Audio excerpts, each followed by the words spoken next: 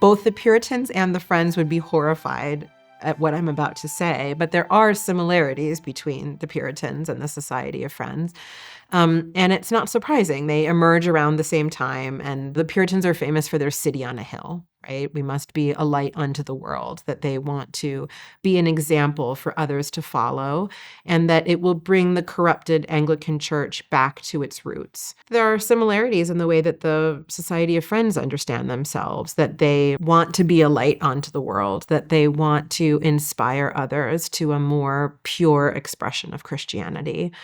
A more primitive expression of Christianity. Acts 2 is very important to the Friends. Christianity in the 17th century has become hopelessly corrupted from the original example set by Jesus and the early apostles. So there are a lot of sects during this time that share this. Many of them come to the colonies. Importantly, I always try and make the point to my students, the Puritans are not interested. They're interested in religious freedom for themselves, but they're not interested in religious freedom for anybody else, right? And there are 5 members of the Society of Friends put to death on Boston Commons by the Puritans. Puritans pass what are called the Quaker Acts, that it becomes illegal to give directions to a Quaker or to offer Quaker water or food while passing through the state of Connecticut, the colony of Connecticut. The Friends very early on have a much more open and tolerant view.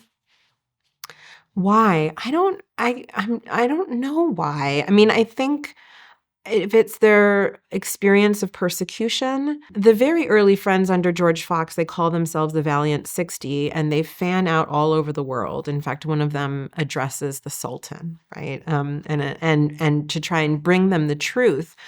But they're not a proselytizing people in the same way that other sects at the time would be.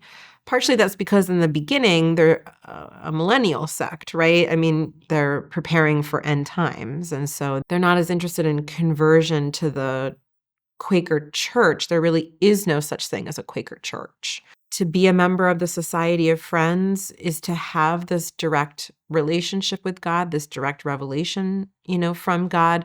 There's no authority to be able to tell you that that's not Quakerism. That's not what Quakers believe. That's not what Quakers do.